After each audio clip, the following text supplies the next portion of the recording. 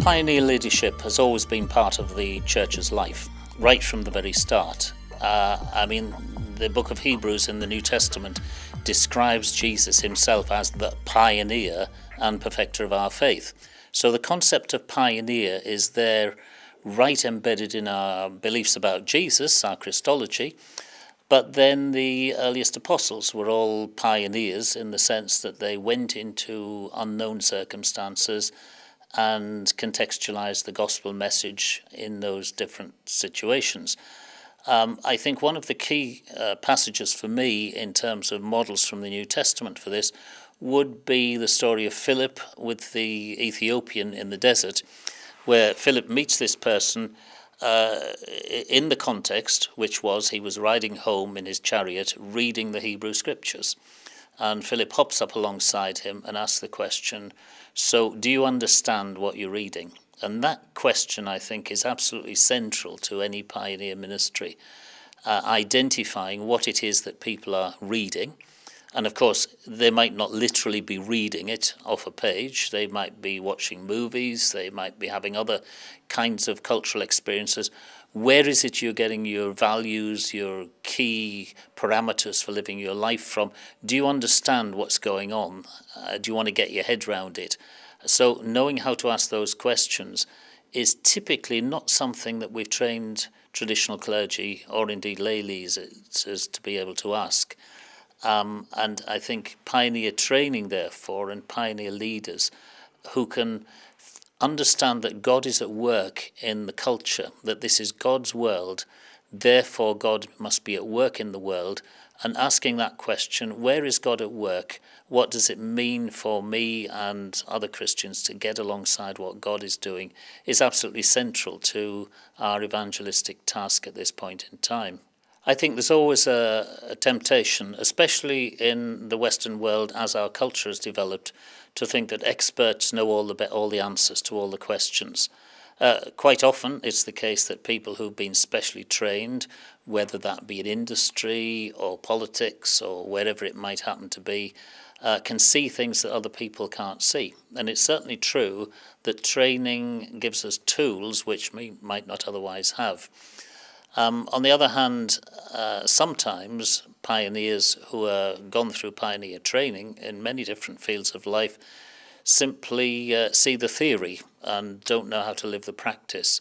And indigenous leaders can be people who are coming up from the grassroots, I think, who understand where the culture is because they live in it and they experience it and know the right questions to ask. So for me, it's about bringing the experts in partnership with, in conversation with people who are living it and seeing what happens in that creative fusion as minds come together. So for me, it would never be an either or. Do we parachute in experts from somewhere else, or do we encourage indigenous leaders? It's about both and I think we both have something to learn from one another. There's a real challenge in working out what theologically appropriate training might look like in this pioneering situation. On the one hand, we've got 2,000 years of Christian history behind us, and understanding where we've come from and how that might work and what it means to be truly continuous with the tradition of those who've gone before us is absolutely central to being a Christian leader.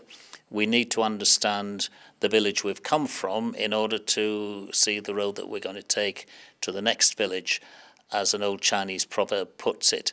So understanding that history and heritage, i.e. traditional theological education, is clearly part of the picture. On the other hand, we can't live in the past, and indeed the gospel calls us not to live in the past, but to live in the present and to dream God's future. So the question then becomes one of logistics. How do you squeeze a lot of new things into a timetable for ordination training, for example, that's already well filled with, what we've been doing for at least the last 100 years anyway. We need creative discussions to work out what might change. I think what might need to change would be the kind of questions that we bring to the tradition. So for me, it wouldn't be about diluting the amount of Bible we do, for example, or the amount of church history we do, because those who don't understand their past are consigned to repeat the mistakes of it. So we need to ask, what are the appropriate questions now to bring to, for example, the Bible? And increasingly, I come to the conclusion that the most important questions are not necessarily the historical, exegetical, literary kind of questions, that the technical questions, if you like, that have dominated academic biblical studies for the last 150 years, but questions about mission, questions about pioneering, questions about how people work. I can give you an example. Quite a few years now ago, I started reading the Gospels with this question in mind. Not the questions typically asked of, so how do the three synoptic Gospels hang together, who copied whom, all that sort of thing, which I find personally very fascinating as a historical exercise. But I started reading the Gospels asking a different question. Okay, so what's going on here when Jesus meets people?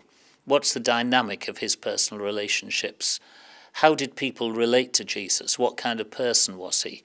And I think for me that was both an eye-opener but also an inspiration as I've thought through, what does pioneering mission actually look like? And I think some of our best models of how to use the New Testament, just to give that example, occur when we ask new questions that actually wouldn't have occurred to people of a previous generation. Two key skills for pioneers are, first of all, the willingness and ability to listen to the culture, because actually the questions are all out there, but quite often they're not expressed in terminology or ways that we imagine would be the right way to ask questions about God or about purpose or identity in life. So we need to listen to the culture first of all and spend serious time listening. And by that, I don't just mean reading philosophical books about the culture. Everybody and his dog claims to know what postmodernity is, in the church at least.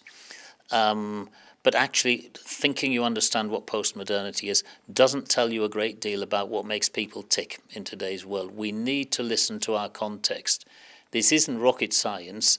If we want to communicate with people who are around us, we need to listen to what they're saying. We need to learn their language to understand what the issues are. But once having done that, we need also to have a sense of discernment, I think. If I was to identify what I think is the most important gift of the Spirit for the 21st century, there's no question about it that discernment would be at the top of my list. Discerning where God is at work in the culture, discerning what is the appropriate way to connect with the culture, discerning who this person is or persons with whom I'm engaged at this point in time.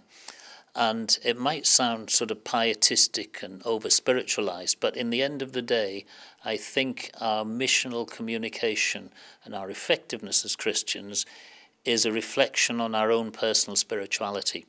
That if we've lost touch with our own faith and our own spiritual disciplines, our own connectivity with Christ, then we face a big question, which is something like, well, what do we have to share with other people?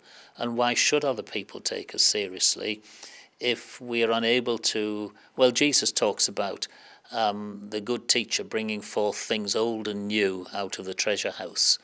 And having things in the treasure house is at least as important as having the skills to bring them out at the right time and place. So listening and discernment, I think for me, would be the two skills that we need to have. And I do believe both of them can be learned and therefore taught. I think one of the challenges of leadership is that you can end up somewhat isolated from the people whom you're leading. And I think that happens at a variety of levels. Denominational leaders can become so embedded and bogged down and so on by systems and just needing to keep the show on the road that we forget the nitty-gritty of what it actually looks like out there in the field. And I think using terminology like shadowing other people, spending time with them, not just on special visits, which are very easy to do and create artificial kind of environments, but spending a day to see what a typical day is actually like in the life of a pioneer would be very, very useful. I think pioneers themselves, of course, need to be apprenticed and mentored in situations which are going to enhance their pioneering spirit. And the reality is that this is one of the big challenges in theological education for pioneering today. Because if we send pioneers in training to what are effectively dysfunctional churches for their experience of church life or indeed of missional life, then we're going to end up with a lot of frustrated people. There are not that many pioneering situations that we can actually send people to be mentored and apprenticed today, but we really need to give our attention to that. And then also, in order to enhance the learning experience, there's something about helping people to unpack the experience and reflect on it and where they're going and how they might do things differently. Notice I said how they might do things differently, not doing them better, because doing them better depends on a whole set of circumstances in different environments and contextualized learning experiences. So what might be better in one situation might be wholly inappropriate in another. But learning from each other and having the different bits of the church connected in such a way that we actually truly understand what other people are going through, the struggles they have, the opportunities they have, and to share their excitements and joys, because this isn't all uphill struggle and hard work. Well, maybe it is hard work, but it's not necessarily uphill struggle, is really something that we should be celebrating together. One of the biggest challenges, as I see in the next few years, is people who have traditional ministries understanding what pioneers are about, and pioneers understanding for their part how traditional ministries are actually reaching, in many cases, traditional people. This is the story of the mixed economy, effectively. How can we learn from each other without suggesting that tradition is a bad thing or pioneering is on the wrong tracks, when actually we need all the resources of God's people that we can muster in order to begin to touch many different aspects of our culture and society.